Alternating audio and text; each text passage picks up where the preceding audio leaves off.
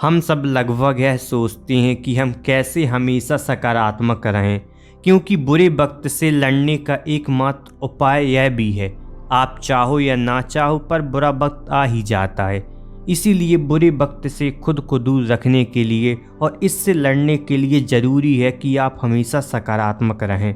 पर हम कई बार यह प्रण करते हैं कि हम कुछ भी नकारात्मक नहीं सोचेंगे और अपने आसपास फैली नकारात्मकता पर बिल्कुल भी ध्यान नहीं देंगे, परंतु कुछ समय व्यतीत हो जाने पर हम अपने द्वारा किए गए प्रण को भूल जाते हैं और हम फिर से नकारात्मक सोचने लगते हैं। तो आज की इस वीडियो में हम एक ऐसी कहानी के बारे में बताएंगे जिससे आपको पता चलेगा कि एक सकारात्मक सोच आपके जीवन को किस प्रकार बदल सकती है। इससे पहले कि आप इस वीडियो में डूब जाएं, आप एक ऐसे स्थान पर चले जाएं जहां आपको कोई पर्सनली डिस्टर्ब ना कर सके। एक बार की बात है, गौतम बुद्ध का एक शिष्य था जिसका नाम आनंद था।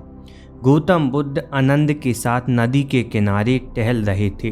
तभी उन्होंने देखा एक युवा राजकुमारी पालकी के पास खड़ी थी। वह चिंतित दिख रही थी। बुद्ध उसके पास गए, तब उन्हें पता चला वह पास के राज्य से लौट रही है।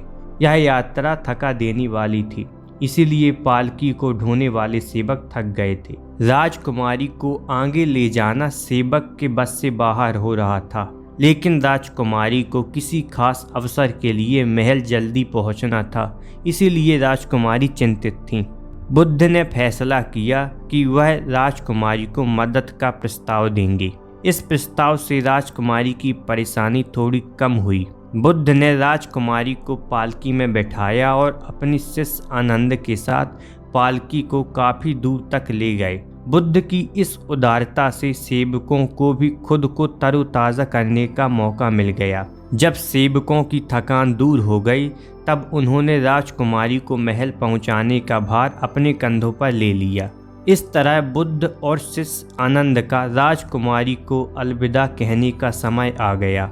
दोनों ने बड़े ही आदर के साथ प्रणाम कहा और अपने रास्ते चल पड़े, लेकिन राजकुमारी ने इस सहायता के लिए किसी भी तरह का आभार नहीं दिखाया।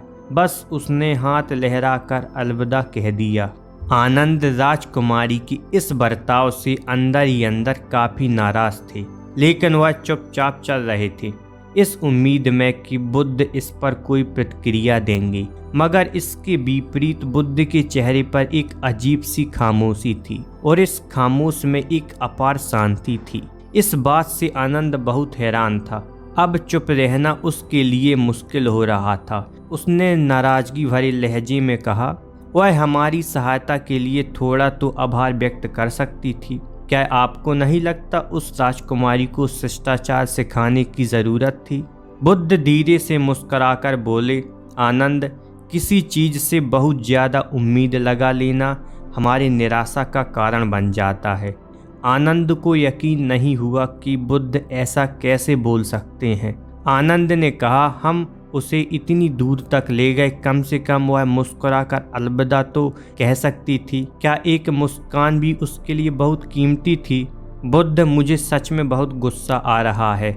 आखिरकार हम उसे ढोकर इतने दूर तक ले गए थे। बुद्ध ने जवाब दिया, मेरे प्रिय आनंद, मैं उस पालकी को घंटों पहले नीचे रख चुका हूँ, लेकिन तुमने अभी भी उस बोझ को क्यों उठा रखा है?